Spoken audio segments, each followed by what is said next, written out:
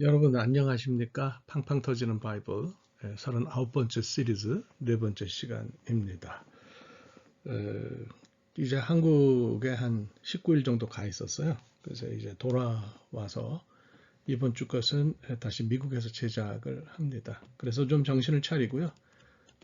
약속드린 것처럼 그 일주일에 두 번 이렇게 한번 올려볼까 생각합니다. 관심 가져주시고요. 많이 들어주시기를 부탁을 드립니다. 그동안 이제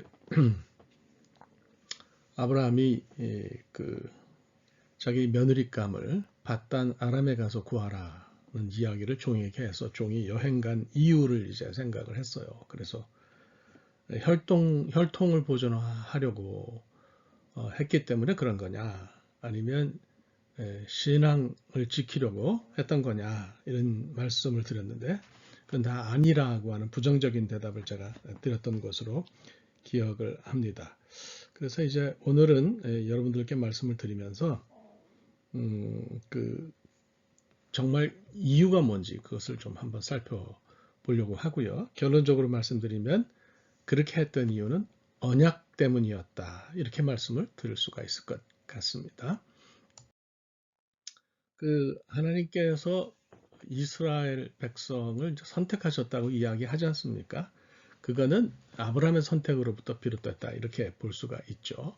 그래서 창세기 12장에서 하나님이 구원사를 위해서 아브라함을 선택하셨어요. 그래서 이런 사건을 우리가 언약이라고 그렇게 설명을 합니다.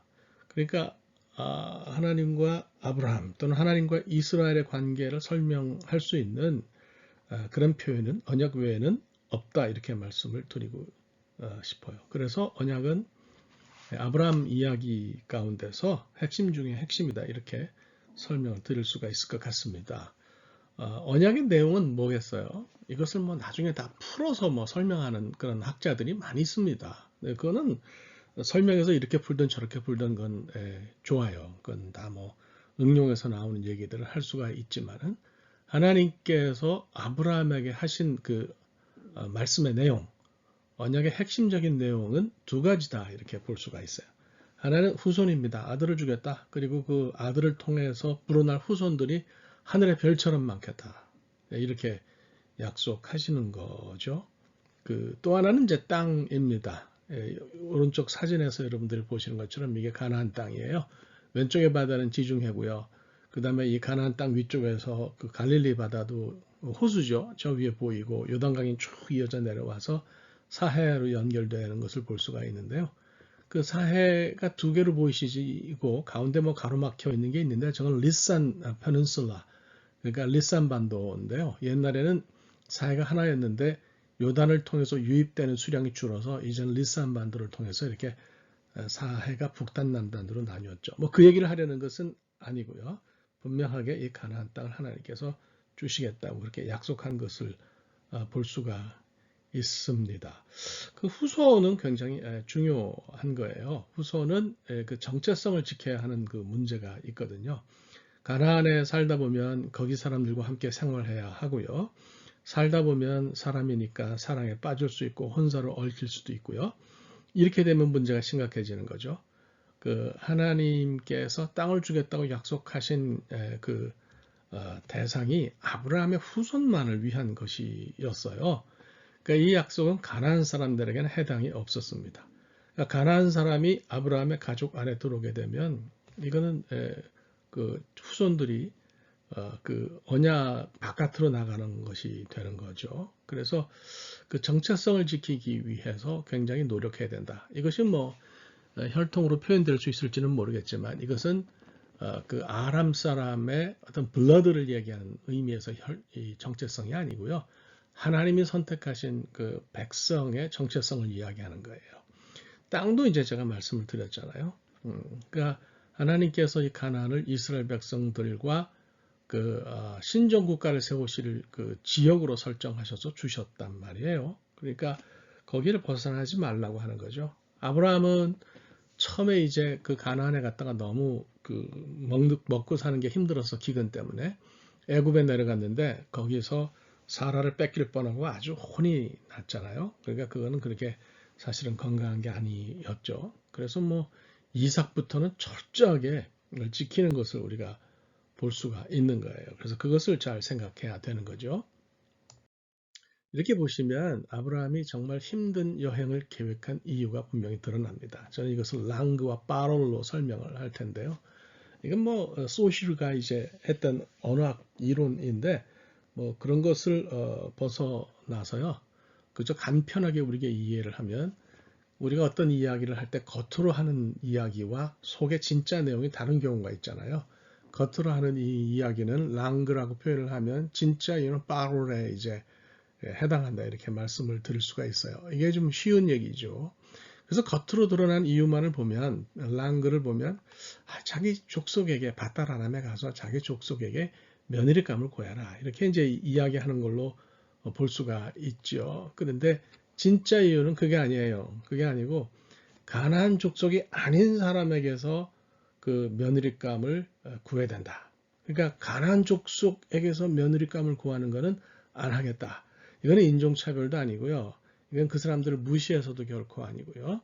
이것은 정체성을 지키기 위해서다. 앞에서 말씀드린 것처럼 그것이 이유였다고 여러분들에게 말씀드리는 것이 맞는 것 같습니다.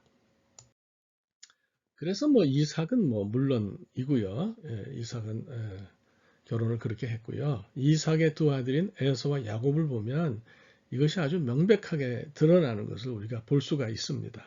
에서는 가난 여자와 사랑에 빠져서 결혼했어요. 그러니까 이 사람의 이야기가 창세기에 굉장히 큰 부분을 차지하면서 기록이 되지만 실제로 야곱이 가난에 돌아온 다음에 그 에서를 만나고 이삭이 세상 떠나서 같이 장례를 치른 후에는 에서는 종족을 감추게 되고요.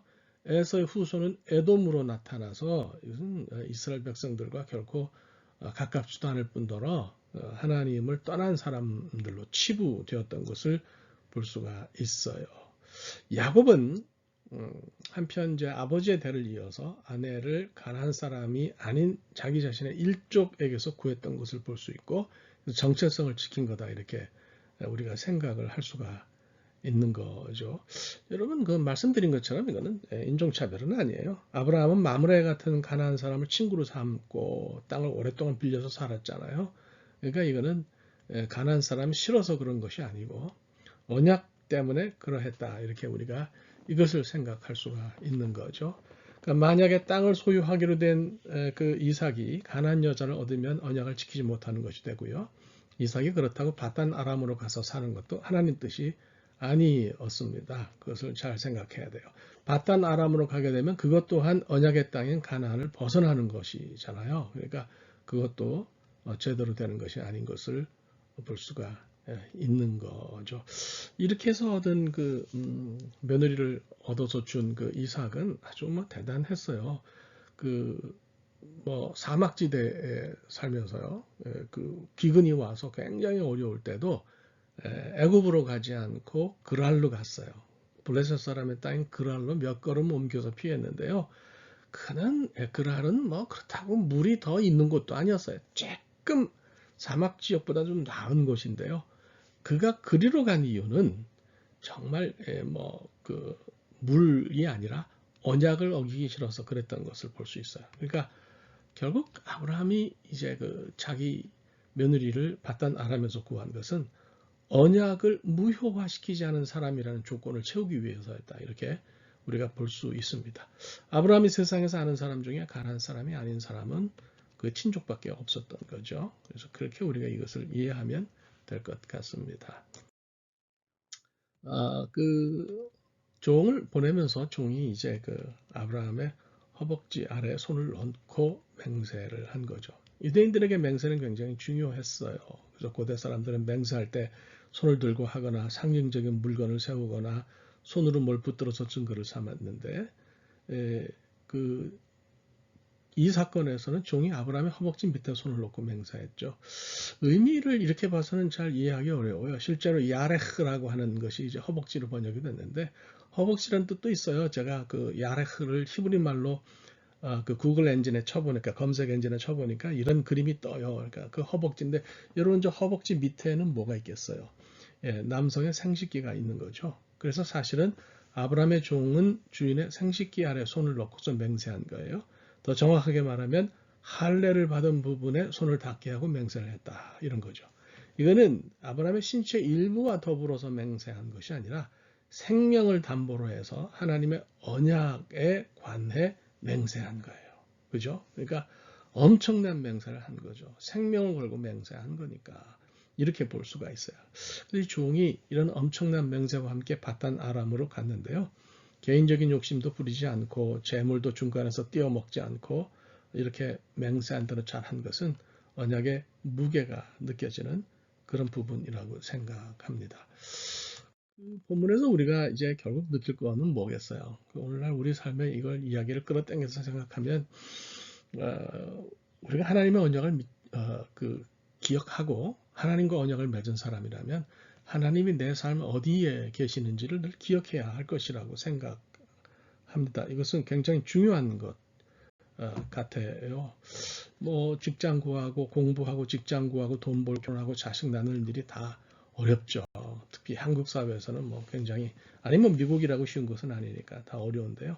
그러다 보면 하나님이 내 삶 어디에 서 계시는지 참 잊어버리기가 쉬워요. 아주 많은 별일 속에서 하나님 어디 계실까? 나와 하나님이 언약을 맺었는데 그 하나님이 어디 계신 것을 잊어버리면 안 되겠다 이런 생각을 합니다. 뭐 불신자가 하나님 생각하지 않는 것은 당연한데 우리가 신자라면 하나님을 옆으로 밀어놓을 수 없다는 거죠. 그래서 아브라함과 종은 언약을 무겁게 여겨서 이런 힘든 여행을 했다. 우리도 하나님과 맺은 언약을 그렇게 무겁게 여기는지 깊이 생각해야 할 것 같습니다. 이렇게 해서 바단 아람 이야기는 다 정리를 하고요. 이제 다음번에 그 팡터바 40 시리즈로 넘어가도록 해서 이삭 이야기를 여러분과 나누도록 하겠습니다. 네, 감사합니다.